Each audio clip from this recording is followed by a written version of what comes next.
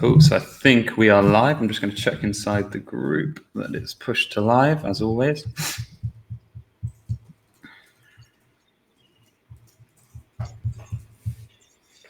Just have a look as well.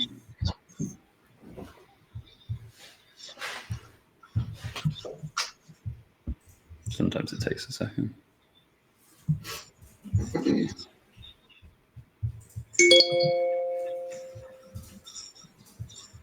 So just double check that we are in the group. 2 seconds.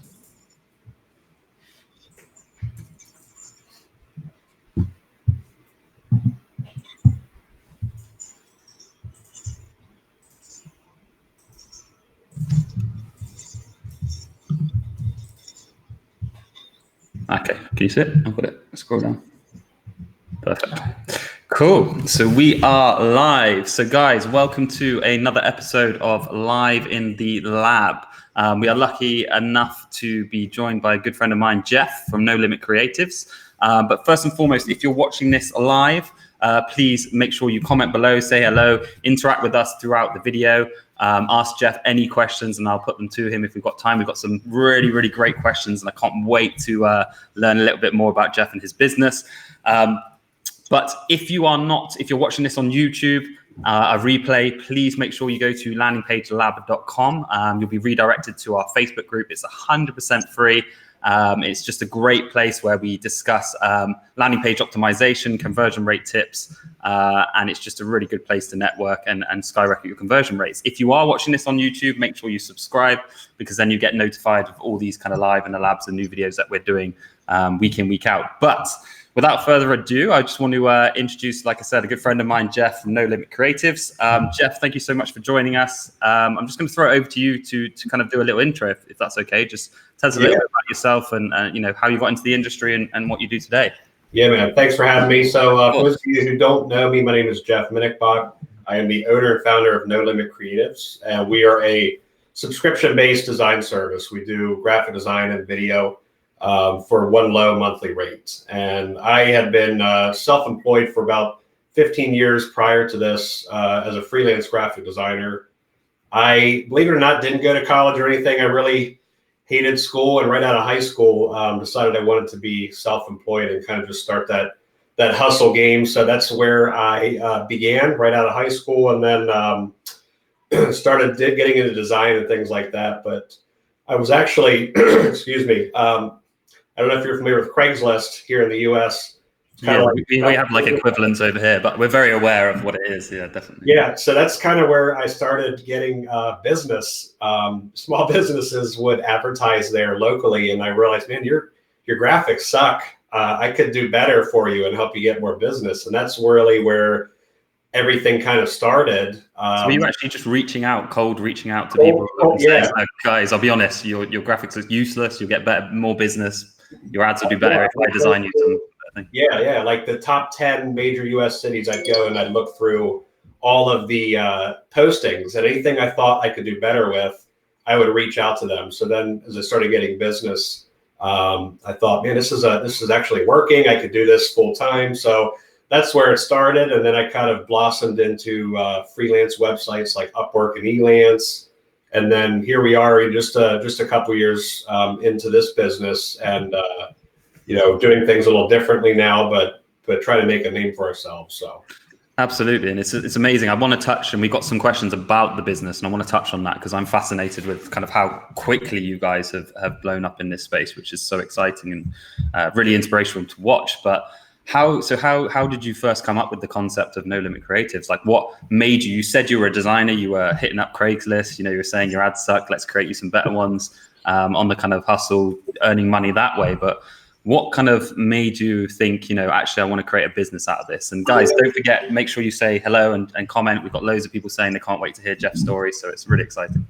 Cool. Yeah. So I built a really big following and customer base on Upwork several years ago. And the one thing that was a constant issue was that a lot of these guys were startups on a budget, and they didn't have the money to keep getting custom creatives done. So I would lose them as a customer because they just couldn't keep up with me in the pricing. So I started to really think about ways I can cater to them and on a budget, but also keep them longer as a customer. So I thought about this monthly subscription service. I did some research with competing companies like that and to see what they do. And actually, this was what changed the game for me, is coming into this lower price subscription-based service. The lifetime value of these customers from Upwork and stuff significantly increased. So even though they were paying me less per project, they were paying for a longer period of time. And I was. And did you kind of do that through Upwork originally? Did you say, look, we'll go on to like a monthly role? Because I know on Upwork you can do like a fixed monthly cost, can't you? Or you can do like an hourly cost. But you can set it so you don't go above a certain amount per month, sort of thing. Yeah, so we started doing it that way, and it was just me at the time. I actually got so busy after that I started recruiting other Upwork freelancers. Nice. And that's where it all began. I mean, this was January of 2018 is when I started messing with this. Wow. And then in November of 2018 is when I officially made it a corporation. So November 2018, you made No Limit Creatives a corporation. And how many staff members do you have now?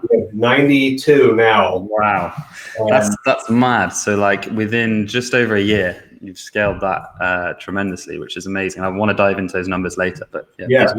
So I mean, that's where it all the freelancing websites are really what was able to make this opportunity, become a reality for me.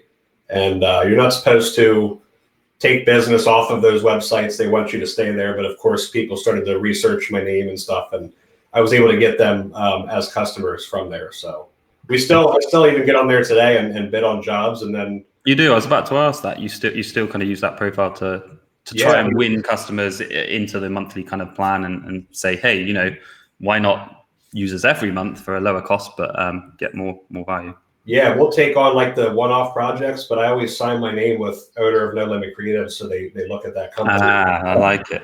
Really cool tip. We're able to actually pull some business from there, even in the profile, just the public profile.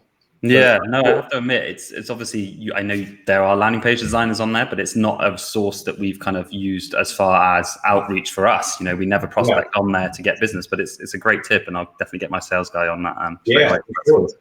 So we've got loads of people watching. Wayne says hello, Greg says hello, Andy, Clark, Chris. So thanks guys for tuning in today. If you have your questions, please get them ready for Jeff. But it's a fascinating story. We're going to touch a bit more on that, but we've got some questions if that's okay for you, Jeff. Yeah, sure. Yeah. Perfect. So some of these are kind of marketing questions around Facebook ads and kind of the ads that you create. Some are just about the business, and some, who knows, might be about if you like football or rugby, who knows. But let's get into the first one. So Sam has asked, what's the latest trend in ad units when it comes to Facebook? So I personally me and you are in a lot of the same sort of groups on Facebook.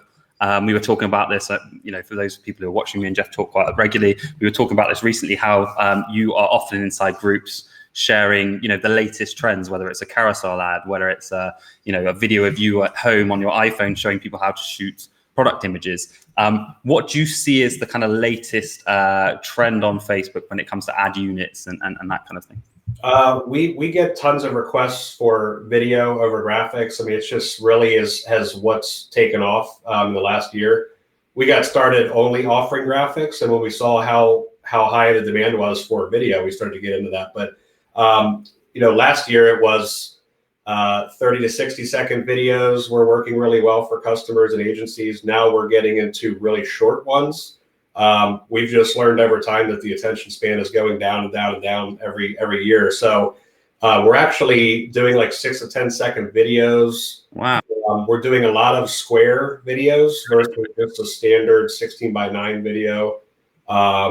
We are also getting into video carousels where we're adding animation overlays that are actually continuing through the carousel. That seems to be working really well right now. And just carousel ads in general, we're doing a ton of those. And I've put out a video about seamless designs and making those look like one continuous ad.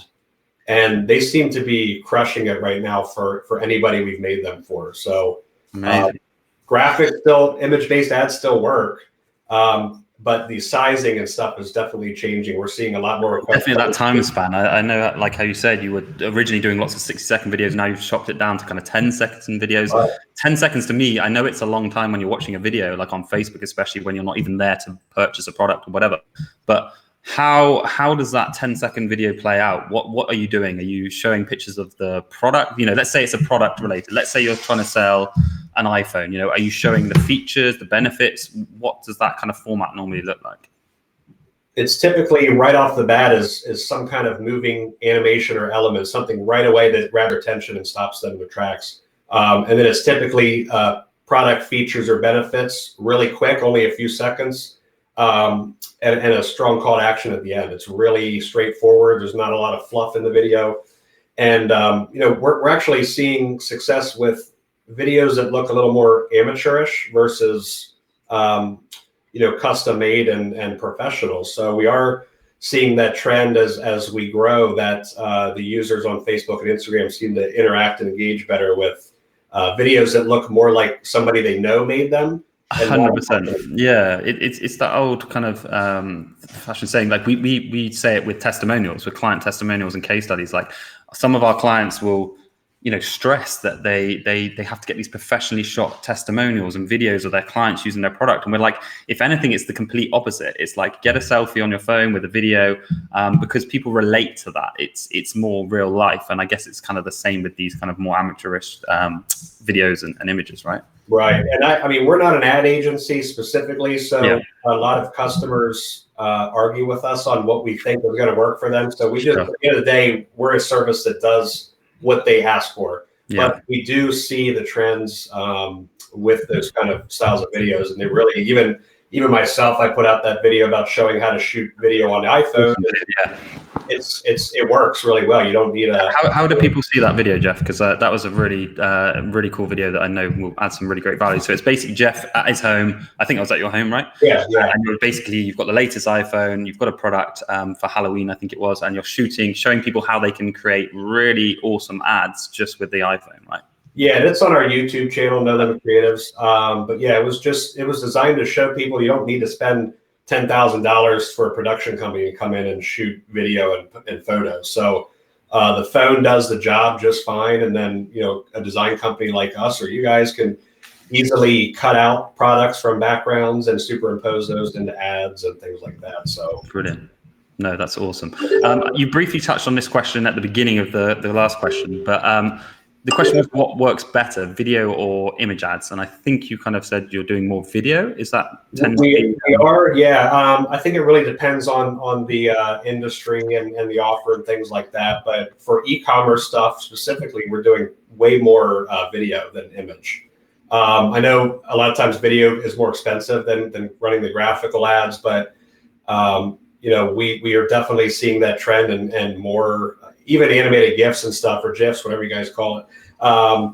Everybody will argue on that word, but those animations, videos seem to work really well. We just get a lot of requests for those. So even Instagram Stories seems to be crushing it now, and we're getting so many requests for Stories ads now.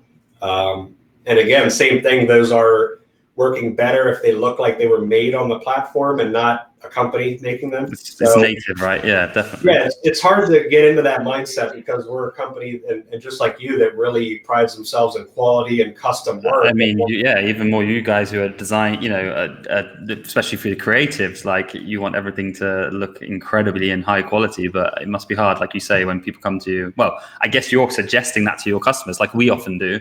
We suggest things to our customers and they'll turn around and be like, what? Like, no, we want it like this. And we're like, hang on a sec. We are the experts. So say here, we do 50 to 100 pages per week, per month. We advise you to take our advice, but you don't have to, of course. Yeah, we're going to cancel the service because this sucks. But it's like, we find that working if you could just listen to us. But, right.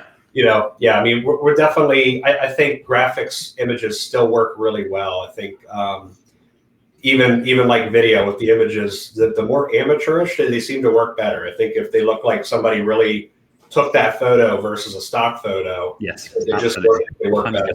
100%. Couldn't agree more.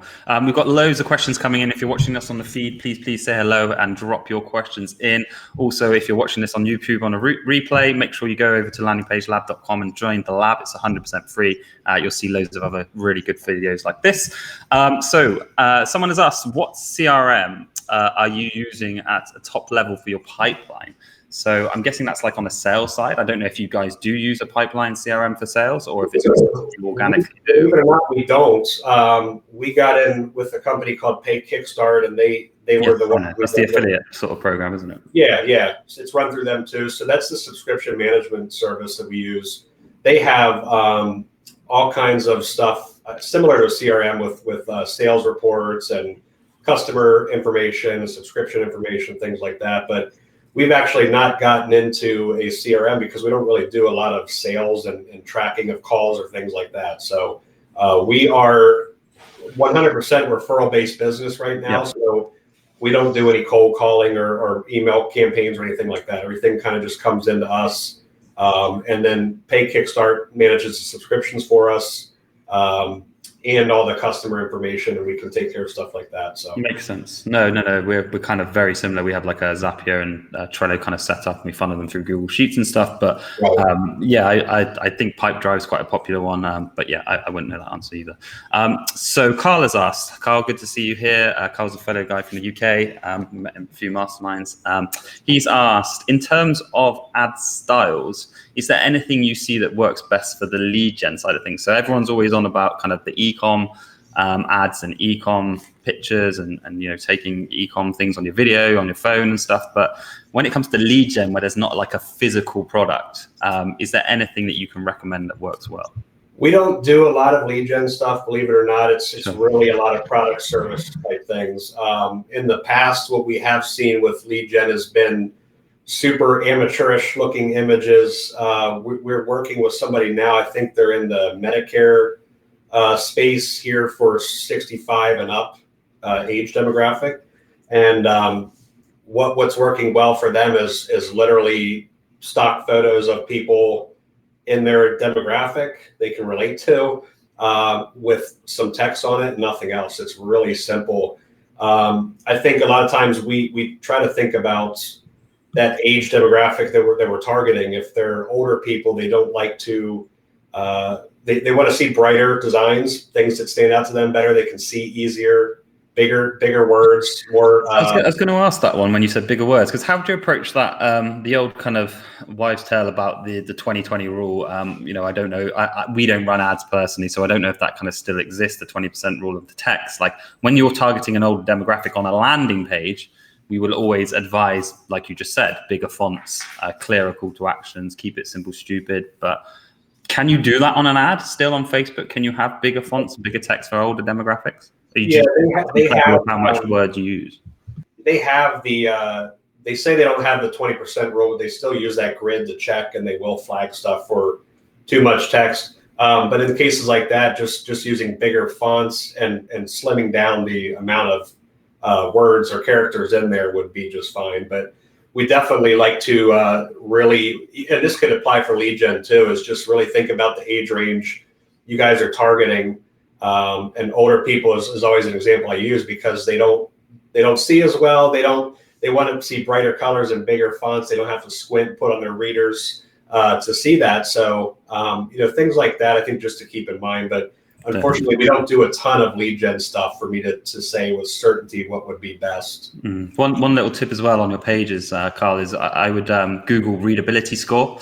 There's a few little paid things that will come up at the top of the search engines. And you basically, it's not expensive. You put in your URL and it will kind of spit out results on how readable your page is, especially for like an older demographic. So it suggests like font sizes, fonts, grammar, that kind of thing. So that's definitely worth doing as well. We've got Joe here on the live feed. Joe's a good friend of ours from version 2. Shout out to version 2. He said he's actually asking about your service, so about No Limit Creatives. He's saying, Have you guys actually done much for other channels apart from Facebook? So do you do anything for native, things like Taboola are running out, they're beginning a beta service for performance video formats. Have you done anything for native? Do you do sort of more videos for native, or is it mainly kind of Facebook ads that you do? It's always been mainly Facebook and Instagram. That's just because of where I am personally at in groups. I think if I explored other areas, we could get into that. But we do some native stuff. We do a lot of Google banners and some of these third-party display networks, but not a lot of video for those, more graphics based. We can get into really anything as long as we know the specs and it's kind of the whole trends and marketing. What am I trying to say?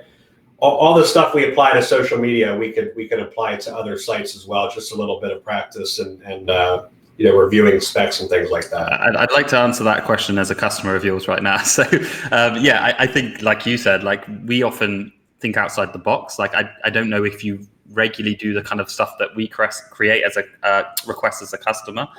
So landing page guys have been a customer of Jeff's for probably 6 months now, and the service is incredibly brilliant. It's really, really good. But a lot of people ask me all the time inside the lab, if you go to landingpagelab.com and join the lab, you'll see these kind of beautiful kind of creatives that we put out, the GIFs or the GIFs or the little videos that we use to promote these lives and questions and our latest updates and stuff are all done by No Limit and the team. And I don't think it's really something that you will do every day. It's not a Facebook ad. It's not an image. But as long as I do like a little 10-second video explaining exactly what I want, give you guys the size format and the style guide, you can create it. So Joe, I would just suggest getting all the guidelines written out of what they need on Taboola. And I'm pretty sure Jeff's guys will come up with a really good concept. And the other great thing, I'm not trying to just pimp your business on this video, but the other great thing is that Jeff's guys will revise until you're happy. So if you're not happy with the first one, they'll keep revising it until you're happy, just like the landing page guys do. There you go. Yeah. Also, if you guys, anyone who's watching this and want to try out Jeff's service, No Limit Creatives, head on over to internetmarketingdeals.com or im.deals and just search for No Limit Creatives. That's just a personal site of mine, and you'll get a 50% coupon for your first month. So definitely worth trying that out. So we have another question. So this one's more about your kind of personal setup. And you mentioned you kind of used to work on Upwork and do some freelance work. I'm guessing that was probably from home as well. And I can see you're kind of at your home now. You've shown me your office and it looks really cool. Have you always worked from home? And if so, kind of why? Is that just a personal choice because of family and you prefer it, or Yeah, I've always worked from home. I don't mind being around people, but it's just always been about trying to keep the overhead and the cost down for me, because as a freelancer, we tend to go after work that's not paying as much as we would hope. So it's never been about how much money can I make. It's been about what can I cut cost wise to make this more profitable for me. So things like having an office, I would love to have one, but I'm the only person in this area for my business. Everybody's overseas. So I wouldn't go out and worry about getting an office until we're expanding and getting more Americans on board and things like that. So can you hear me now? I can hear you now. Sorry, I don't know why my mic muted. No, that makes perfect sense. Yeah, absolutely. So someone has asked more about your setup.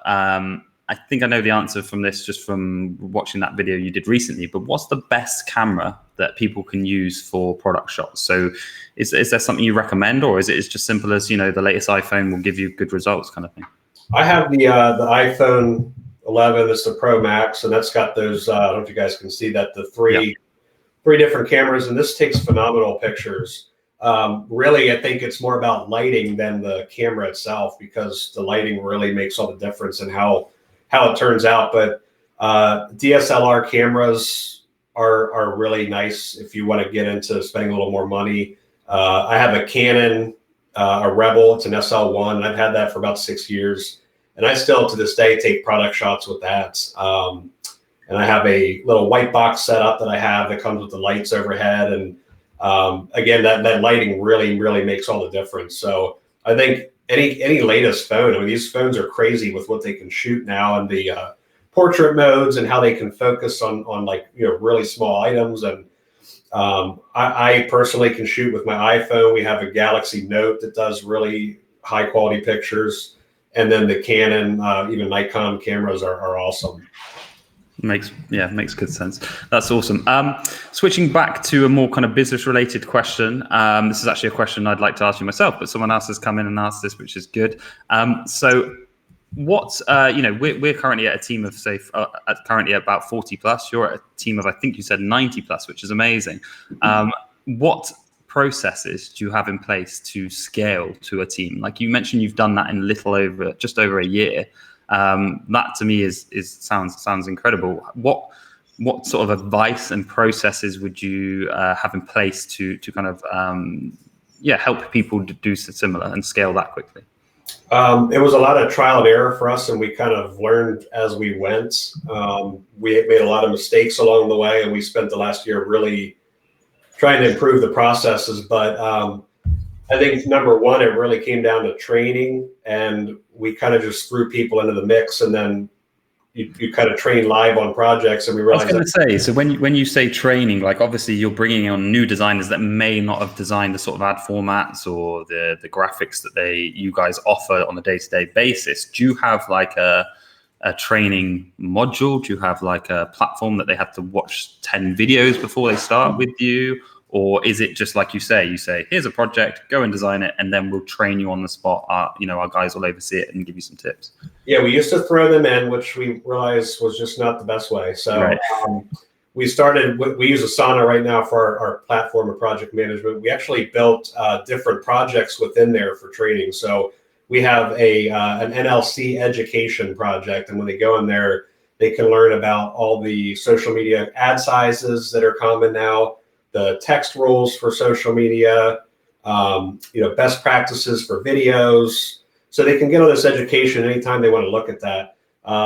We do have them go through an initial training day where they kind of go through all of our processes, how we name files, how you interact with customers, how to deal with your team leader and what their responsibilities are.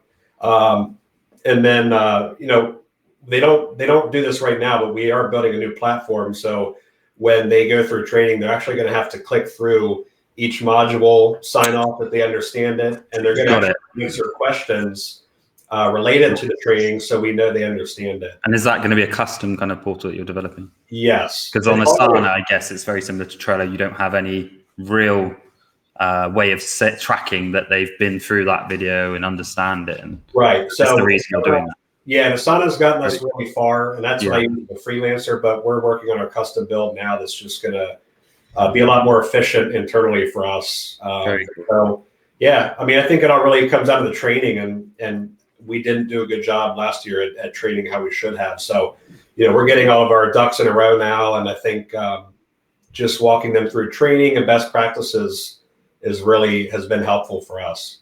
Nice. So just having those processes set up so that when someone comes in, they know exactly where they're going, what they're going to view, and then hopefully by the time they come through it, they're ready to kind of get cracking with some projects. Yeah, we try to take them through like a beginning to end, like in order of how they would come into our company, how they would work, how they would save files, how they communicate with the customer. So all the training goes in that same order as if they were really working on a job. And then we do a ton of YouTube video screen shares for them as well, because we found that we have people in 10 different countries and the English isn't always the greatest. So it really helps to visually show them what we're explaining versus making them read stuff. So video descriptions and explanations has been really helpful for us too.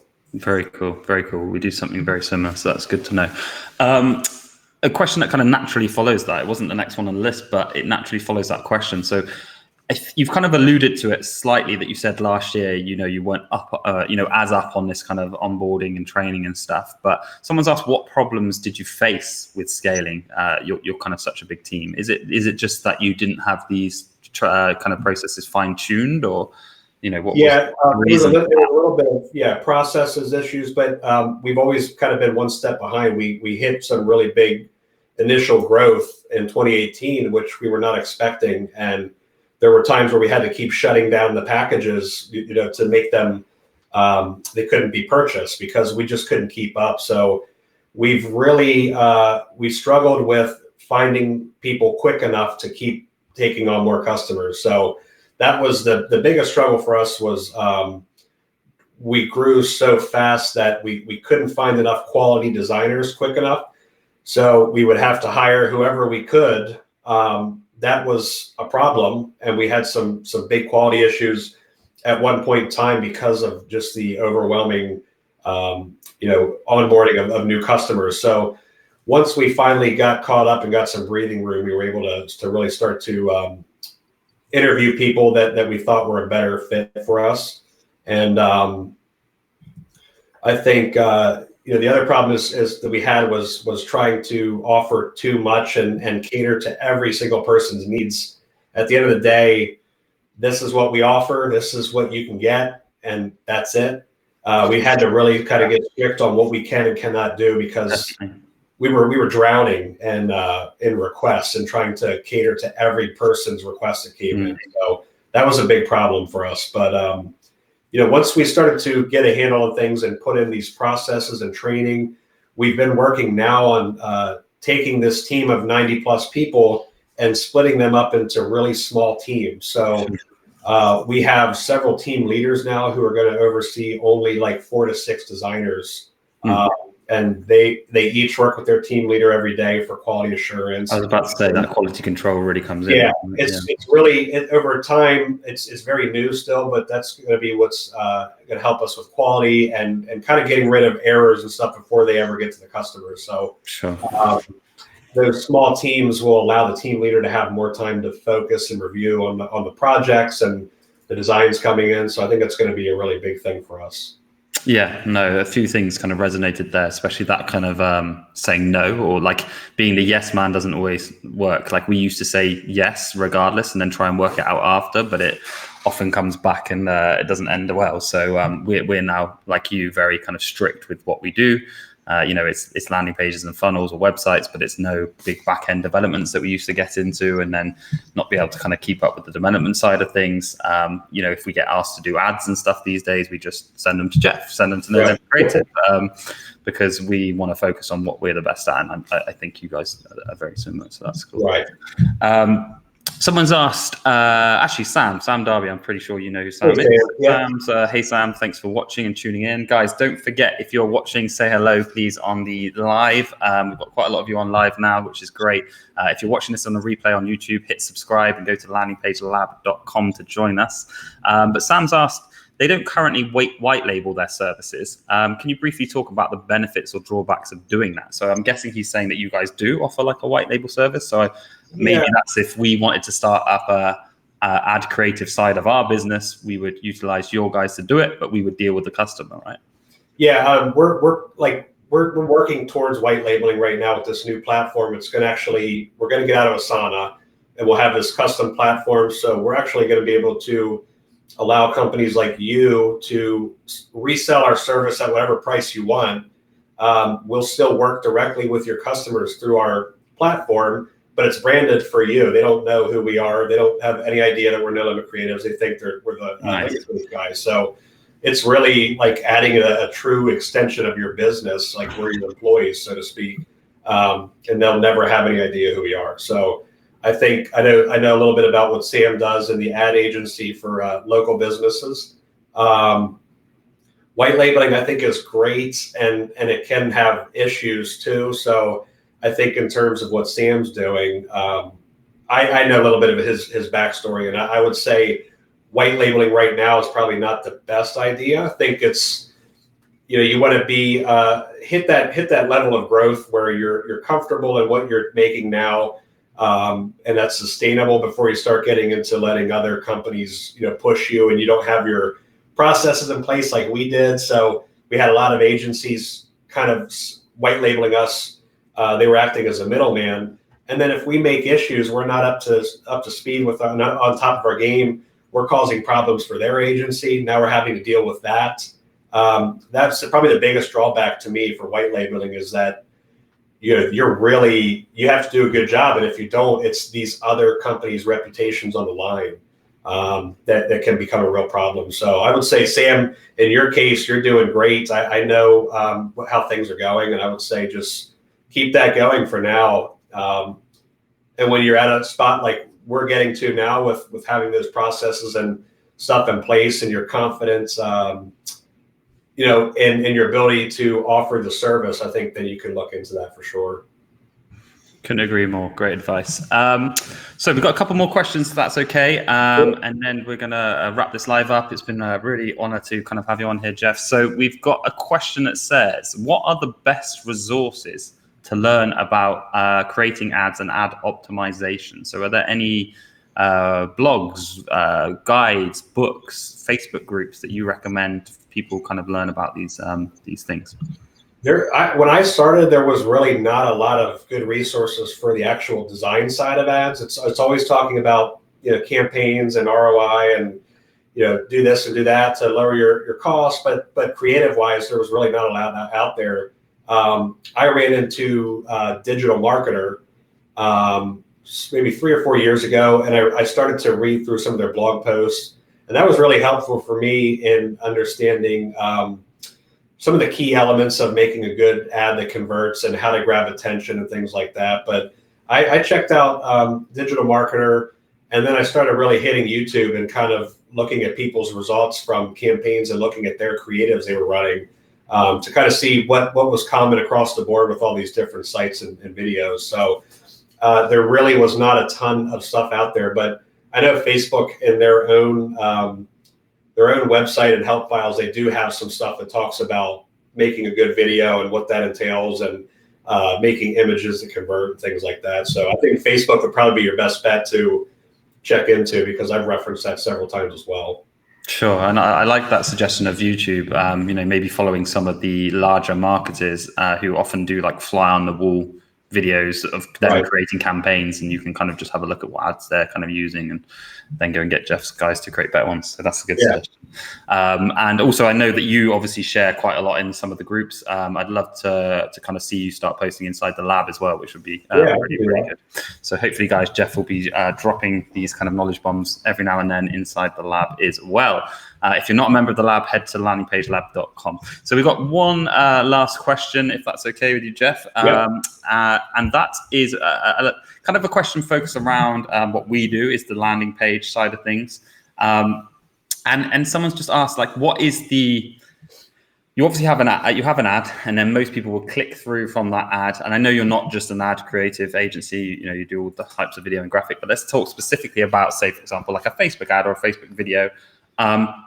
Do you ever kind of recommend your clients use specific languages and style guides and stuff that match their landing pages? You know, how do you approach that? Do people sometimes show you the landing page and say, here's the landing page, can you create an ad for it? And how would you approach that from an ad side? Would you always say like the style guide should be similar, the language that should be repeated from the ad to the landing page? How would you kind of give advice on that? Typically, we do always look at their website or landers to see the styles, the colors and fonts and things like that, and try to match that. We call it ad scent, which I've learned over time is carrying that scent from start to finish. So if your ad is yellow and black and your website is blue and green, and you're using a bold font in your ad and a light font on your website, you know, you start to create a disconnect for people in the user experience, and people are like, well, this doesn't even look like the same website. So we do actually in our questionnaires, we do ask if you have a website or style branding guides that we need to reference when we make ads, because we truly believe it's that important. So back to somebody earlier that was talking about lead gen. In that case, if you're just running lead forms and stuff, it wouldn't matter as much. But if you're sending people to landers and websites, we definitely always try to have some kind of continuity between the ad and the pages. Totally agree, and fully understand that one. That's brilliant. Great, Jeff. Thank you so much for taking the time today. Thank you, everyone who's watched. Jeff, please just let everyone know how they can get in touch with you, how they can get in touch with the service, or if they want a bit more information about what you guys do. I fully recommend Anyone watching this video gets in touch with Jeff and No Limit Creatives. Like I say, we personally use them month in, month out for all our kind of graphics and videos, and they've been nothing short of amazing. So Jeff, tell us how people can get in touch. Yeah, I appreciate you having me too. Thanks. So nolimitcreatives.com. It's real simple.